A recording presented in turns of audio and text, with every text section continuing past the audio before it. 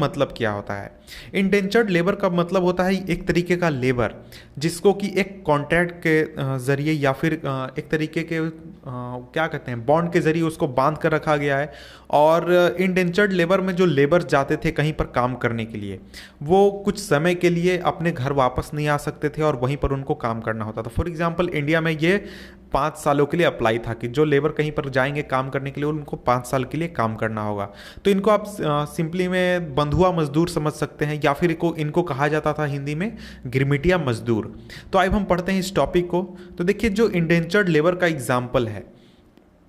जिन्हें कि इंडिया से माइग्रेट करके दूसरे देशों में ले जाया गया था, अमेरिका में जो कैरिबियन कंट्रीज़ थे वहाँ पर और दूसरे जगहों पर, ये बहुत ही अच्छा एग्जाम्पल है जो कि हमें बताता है कि जो 19वीं सेंचुरी में जो वर्ल्ड की हालत थी उसके टू साइडेड नेचर के बारे में। तो देखिए, पीछे हमने देखा था कि किस तरीके से यूरोप से लोग अब एक बेहतर ज़िंदगी बनाने के लिए अमेरिका और ऑस्ट्रेलिया और दूसरे जगहों पर गए थे। उसी तरीके से हम उसका दूसरा पक्ष देख रहे हैं जहाँ पर कुछ लोगों को एक तरीके से उन्हें गुलाम बनाकर, या फिर हम कह सकते हैं उन्हें एक कॉन्ट्रैक्ट में बांधकर दूसरे जगहों पर भेजा गया था लेबर के रूप में काम करने के लिए। और ऐसा नहीं है कि ये सिर्फ आपको इंडिया में हुआ था, इंडिया के अलावा अफ्रीका से भी बहुत सारे लोगों को गुलाम के रूप में अमेरिका भेजा गया था या फिर दूसरे देशों में भेजा गया था। तो देखिए, ये एक ऐसा वर्ल्ड था उस समय का दौर, यानी जो 19वीं सेंचुरी था, उस समय में जो इकोनॉमिक ग्रोथ था वो काफ़ी तेज हो रहा था, लेकिन इसके साथ साथ बहुत ही कठिनाई भी थी, बहुत ज़्यादा लोगों को परेशानी थी। कुछ लोगों के लिए बहुत ही हायर सैलरीज थी, बहुत हायर इनकम थी, लेकिन कुछ लोग जो थे वो बहुत ही पॉवर्टी में जी रहे थे और उनके लिए यहाँ तक कि खाना अपना पूरा करना भी मुश्किल था। टेक्नोलॉजिकल एडवांसेस कुछ एरियाज़ में हो रहे थे, और कुछ एरियाज जो थे वहाँ पर लोगों को उत्पीड़न करने के लिए या फिर परेशान करने के लिए नए तरीके ईजाद किए जा रहे थे। उत्पीड़न से यहाँ पर मतलब है, या फिर हम परेशान से यहाँ पर मतलब समझ सकते हैं, जैसा कि हम यहाँ देख रहे हैं कि लोगों को गुलाम बनाया गया था या फिर उन्हें काम करने के लिए मजबूर किया गया था, और इसी चीज़ को हम उत्पीड़न यहाँ पर कह रहे हैं। 19वीं सेंचुरी में हजारों लाखों की संख्या में इंडियंस और चाइनीज़ लेबरर्स जो थे उन्हें प्लांटेशन का वर्क करने के लिए भेजा गया था, माइंस में और रोड, रेलवे, इस तरीके के कामों को करने के लिए, जो कि कंस्ट्रक्शन प्रोजेक्ट से क्या कहते हैं रिलेटेड थे पूरे वर्ल्ड में। और इंडिया में जो इंडेंचर्ड लेबर्स थे उनको हायर किया जाता था कॉन्ट्रैक्ट के बेसिस पर, और उन्हें ये प्रॉमिस किया जाता था कि जब वो इंडिया वापस जब वो 5 साल का अपना टर्म काम का पूरा कर लेंगे, जो जहाँ पर वो काम करने जा रहे हैं वहाँ पर, उसके बाद वो वापस इंडिया आ सकते हैं, अपने घर वो वापस आ सकते हैं। तो इस तरीके का बॉन्ड के अंदर उनको ले जाया जाता था।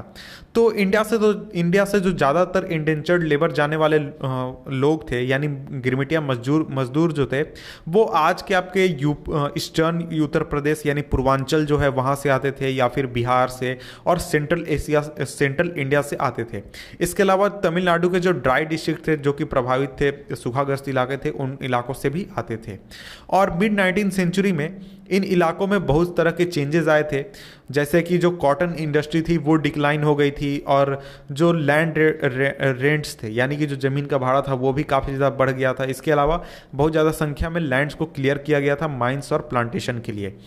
तो देखिए, ये जो चीज़ें की गई थी, जैसे कॉटन इंडस्ट्री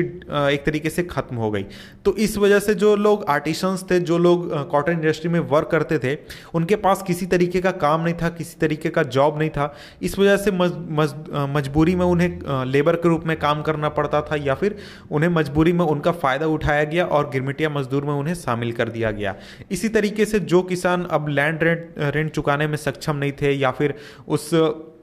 चीज़ से प्रभावित हो गए थे, जैसे कि जो लैंड को क्लियर किया गया माइंस के यूज़ के लिए या फिर प्लांटेशन के लिए, तो वो क्या अब करेंगे? तो वो अब क्या हो गए, वो अब सिर्फ लेबर के रूप में रह गए और उन्हें सिर्फ लेबर का जॉब मिल सकता था। तो इस वजह से देख सकते हैं ये सभी चीज़ें जो हुई थी, उस वजह से जो बहुत सारे इलाके थे बिहार में, उत्तर प्रदेश में, सेंट्रल इंडिया में और तमिलनाडु साउथ में, तो यहाँ के लोग काफ़ी ज़्यादा प्रभावित हुए थे। और एक तरीके से उनके जो गरीब लोग थे ये ज़्यादा इन चीज़ों से प्रभावित थे, और ये लोग जो थे ये रेंट्स भी नहीं चुका पाते थे, और एक तरीके से इनके ऊपर बहुत ही ज़्यादा लोन हो चुका था। और ये बहुत ही एक अच्छा हम कह सकते हैं जो ब्रिटिशर्स थे या फिर जो एम्प्लॉयर्स थे उनके लिए एक तरीके का उपाय था, जिसमें वो लोगों को फोर्स कर सकते थे काम करने के लिए, या फिर उन्हें माइग्रेट करने के लिए जहां पर वो काम कर सके। और इन्हें माइग्रेट होना भी पड़ता था ताकि इन्हें कोई काम मिल सके, ताकि ये अपने परिवार का जीवन यापन चला सके। The main destinations of Indian indentured migrants were the Caribbean islands. तो देखिए, इंडिया से जो इंडेंचर्ड लेबर गए थे, इंडिया से जो लोग गए थे काम करने के लिए, उनका एक तरीके से मेन डेस्टिनेशन जहाँ पर वो मेनली काम करते थे वो था कैरिबियन आइलैंड्स, जैसे कि Trinidad, Guana, Suriname, Mauritius, Fiji, ये सभी इलाकों में इन लोगों को भेजा जाता था। और इसके अलावा जो तमिल माइग्रेंट्स थे, यानी तमिलनाडु से जिन लोगों को ले जाया गया था, उनको मेनली भेजा गया था सिलोन में। सिलोन यानी कि आज का जो श्रीलंका है वहाँ पर, और इसके बाद मलय में। तो इन इलाकों में तमिल माइग्रेंट्स को भेजा गया था और दूसरे जगहों से इन देशों में भेजा गया था। जो इंडेंचर्ड वर्कर्स थे उनको जो असम में टी प्लांटेशन होता था वहाँ के लिए भी रिक्रूट किया गया था, वहाँ पर भी काम करने के लिए उनको भर्ती किया गया था, शामिल किया गया था। तो देखिए, जो रिक्रूटमेंट होता था इन वर्कर्स का, इन लोगों का रिक्रूटमेंट होता था, ये रिक्रूटमेंट किया जाता था एजेंट्स द्वारा। और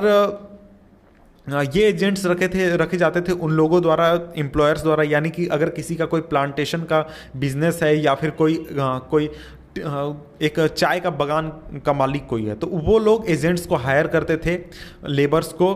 लाने के लिए, और उनको एक छोटा सा कमीशन देते थे पर लेबर। यानी जितने लेबर वो भेजेंगे उसके हिसाब से इन एजेंट्स को कमीशन मिलता था। और ज़्यादातर जो माइग्रेंट्स जो थे, यानी जो लेबर के रूप में काम करने के लिए तैयार होते थे, तो उसका रीज़न ये था कि उन्हें बताया जाता था कि वो जहाँ जाने वाले हैं वहाँ काम करने का जो कंडीशन है वो बहुत ही अच्छा है, और जो उनकी स्थिति थी, यानी जो लोग जाते थे उनकी स्थिति बहुत ही ख़राब थी, वो बहुत ही पॉवर्टी में रह रहे थे। तो वो चाहते थे कि इस पॉवर्टी को ख़त्म किया जाए। जो उनके होम विलेजेस हैं वहाँ पर जो उन्हें ऑपरेशन झेलना पड़ता है, इसको एक तरीके से ख़त्म किया जाए। इस वजह से वो इन इलाकों से निकलने के लिए इस तरीके के क्या कहते हैं हम, कॉन्ट्रैक्ट को मान लेते थे और माइग्रेंट के रूप में जाने के लिए कहीं भी तैयार हो जाते थे। Agents also tempted the prospective migrants by providing false information about final destinations, modes of travels and nature of the work and living and working conditions। तो देखिए, ये तो ठीक है कि लोग अपने जीवन को बेहतर करने के लिए काम की तलाश में कहीं और जाना चाहते थे, लेकिन जो एजेंट्स होते थे वो लोगों को भर्ती करने के लिए या फिर लोगों को अपने साथ शामिल करने के लिए वो उन्हें गलत जानकारी भी देते थे और उन्हें एक तरीके से बढ़ावा भी देते थे कि देखिए, आप जहाँ जाने वाले हैं वहाँ बहुत ही अच्छा काम आपको मिलेगा, आप जाएंगे तो आपको बहुत ही आराम होगा, वहाँ पर आपको लिविंग कंडीशन बहुत ही अच्छा होगा, वर्किंग कंडीशन बहुत ही आरामदेह होगा, और इस तरीके से आप वहाँ पर काम कर सकेंगे। लेकिन ये जो है ये एक तरीके से बिल्कुल गलत था, और ये सभी बातें केवल एजेंट्स द्वारा यूज़ की जाती थी ताकि ज़्यादा लोगों को बहलाया जा सके, फुसलाया जा सके, ताकि वो लोग काम कर सके। Often migrants were not even told that they were to embark on a long sea voyage। Sometimes agents even forcibly abducted less willing migrants। तो देखिए, जो ज़्यादा समय ये होता था कि जिन माइग्रेंट्स को काम के लिए चुना जाता था या फिर उन्हें छांटा जाता था, उन माइग्रेंट्स को ये भी नहीं बताया जाता था कि वो समुद्र के रास्ते किसी और देश में जाने वाले हैं। कुछ समय कभी कभी तो ये भी होता था कि जो एजेंट होते थे वो ऐसे लोगों को जो कि काम नहीं करना चाहते हैं या फिर नहीं जाना चाहते हैं, उन्हें एक तरीके से उनको किडनैप कर लेते थे, उनको एबडक्ट कर लेते थे, और फिर उन्हें क्या कहते हैं, ज़बरदस्ती उन्हें भेज दिया जाता था काम करने के लिए। 19th सेंचुरी में जो इंटेंचर्ड सिस्टम था, यानी जो इंटेंचर्ड लेबर का सिस्टम था, इसे न्यू सिस्टम ऑफ स्लेवरी कहा गया था, स्लेवरी का नया सिस्टम कहा गया था। On arrival at the plantation, labourers found conditions to be different from what they had imagined. Living and working conditions were harsh and there were few legal rights. तो देखिए, इसको स्लेवरी के रूप में कहा गया था, तो ये एक तरीके से सही है, क्योंकि जिस कंडीशन पर उन्हें ले जाया जाता था, जिस तरीके से उन्हें ट्रीट किया जाता था, ये स्लेवरी से एक तरीके से कहीं भी कम नहीं थी। और जो मजदूर होते थे, जो एक बेहतर भविष्य की तलाश में जाना चाहते थे दूसरी जगहों पर काम करने के लिए, लेकिन जब वो प्लांटेशन के साइट पर या फिर कंस्ट्रक्शन साइट पर काम करने के लिए पहुँचते थे, तो उन्हें पता चलता था कि जो कंडीशन है वहाँ पर काम करने का, वर्किंग कंडीशन, वो बिल्कुल अलग है, वहाँ पर रहने का कंडीशन बिल्कुल अलग, जैसा कि उन्होंने पहले सोचा था। और ये कंडीशन बहुत ही हार्श होते थे, और वहाँ पर इन लोगों के पास किसी भी तरीके का क्या कहते हैं, लीगल राइट्स नहीं थे, जैसे कि मानवाधिकार या फिर इस तरीके की कोई चीज़ उनके पास अवेलेबल नहीं थी। But workers discovered their own way of surviving, many of them escaped into the wilds, thought the if caught they faced severe punishment, Others developed new forms of individual and collective self-expression, blending different cultural forms, old and new. In Trinidad, the annual Muharram procession was transported into a rituous carnival called Hoseh, in which workers of all races and religions joined. Similarly, the protest religion of Rastafarianism is also said to reflect the social and cultural link with the Indian migrants to the Caribbean. तो देखिए, जो worker जो थे वो काम करने के लिए उन्हें ले जाया तो गया, वहाँ पर कंडीशन भी बहुत हार्श थी और वहाँ पर उनको किसी भी तरीके के पॉलिटिकल या लीगल राइट्स नहीं थे, लेकिन वहाँ पर उन्होंने लेबर्स ने सरवाइव करने का एक तरीका ढूंढ लिया। कुछ लोग जो थे वो उन इलाकों को छोड़कर वो जंगलों में भाग गए, और ऐसा होता था कि अगर वो लोग पकड़े जाते तो उन्हें बहुत ही बुरा पनिशमेंट, बहुत ही हार्श पनिशमेंट उन्हें देखने को मिलता था। इसके बाद कुछ लोगों ने एक तरीके का इंडिविजुअल या फिर कलेक्टिव सेल्फ एक्सप्रेशन डेवलप कर लिया, जिसमें उन्होंने अलग अलग कल्चरल फॉर्म्स को मिक्स कर दिया, यानी अलग अलग जगहों से जो लोग लाए गए थे अपने अपने कल्चर्स को एक तरीके से मिक्स कर दिया, और एक नया हम कह सकते हैं कि उन्होंने कल्चर बना दिया जहाँ पर वो पहुँचे। त्रिनिदाद में जैसे कि आप देख सकते हैं वहाँ पर जो मुहर्रम मनाया जाता था, मुहर्रम प्रोसेसन को एक रिचुअस कार्निवल के रूप में, एक मेले के रूप में तब्दील कर दिया गया, जिसे कि कहा गया होसे। ये इमाम हुसैन के नाम पर रखा गया था, और जिसमें कि जो वर्कर्स होते थे सभी धर्मों के या फिर सभी रिलीजन्स के, ये ज्वाइन करते थे, चाहे वो इंडिया से गया हुआ लेबर हो या फिर आपका अफ्रीका से लाया गया लेबर हो या फिर आपका अरब वर्ल्ड से कहीं से भी लाया गया लेबर हो, वो उसमें शामिल होता था। इसी तरीके से जो प्रोटेस्ट रिलीजन था रस्ताफारिनिज्म का, ये मेनली ब्रैकेट में दिया हुआ, इसको मैं बता दूं कि ये फेमस किया गया था Jamaican drag star Bob Marley द्वारा, अपने टॉप पर था जब ये थे। और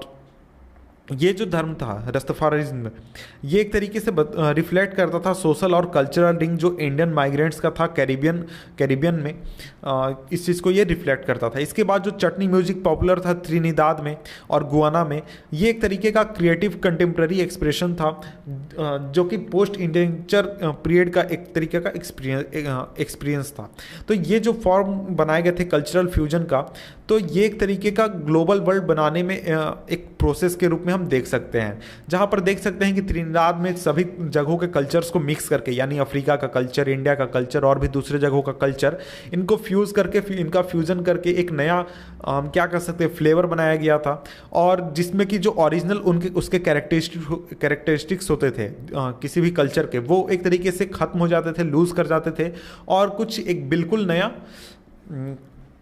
एक तरीके से फीचर निकलकर सामने आता था। Most indentured workers stayed on after their contract ended or return to their new homes after a short spell in India. Consequently, there are large communities of people of Indian descent in these countries. तो देखिए, ज़्यादातर जो indentured labour थे वो अपने contract के ख़त्म होने के बाद वहीं रह गए जहाँ पर वो काम करने के लिए गए थे, और वो अपने घर वापस भी आए तो काफ़ी कम समय के लिए आए, और जिसके बाद वो फिर वापस कहीं पर दूसरे जगहों पर काम करने के लिए चले गए। तो देखिए, ये भी आप जान लीजिए कि जो लोग वहाँ पर कहीं काम करने के लिए गए थे, जैसे कि फिजी में, त्रिनिदाद में या फिर आपके श्रीलंका में, वहाँ पर जो बहुत ज़्यादा संख्या में इंडियन डिसेंट के एक तरीके इंडियन डिसेंट जो कम्युनिटी है वो आज भी रहती है। तो क्या आपने नोबेल प्राइज़ विनिंग राइटर जो थे वीएस नायपॉल जो थे उनके बारे में सुना है? तो वो भी क्या थे, एक इंडियन क्या कहते हैं इंडेंचर्ड लेबरर जो थे उनके एक वंशज थे। Some of you may have followed the exploits of West Indian cricketers Shivnarine Chanderpaul Ramnaresh Sarwan. If you have wondered why their names sound vaguely Indian, the answer is they are descended from indentured labor migrants from India. तो क्या आप लोग तो जानते ही होंगे कि जो West Indies player हैं, क्रिकेट प्लेयर शिवनारायण चंद्रपाल और जो राम नरेश शर्वन है, ये आपने कभी ये सोचा है और सोचा कि आपने सोचा ही होगा कि इनका नाम जो है वो इंडियन क्यों लगता है और इंडियन जैसा क्यों लगता है? उसका रीज़न ये है कि ये लोग जो हैं, जो इंडिया से इंडेंचर्ड लेबर गए थे, उन लोगों के वंशज हैं जो कि वहीं पर रह गए थे, और 1900 से जो इंडियन नेशनलिस्ट थे वो एक तरीके से इस पूरे सिस्टम को अपोज करने लगे थे।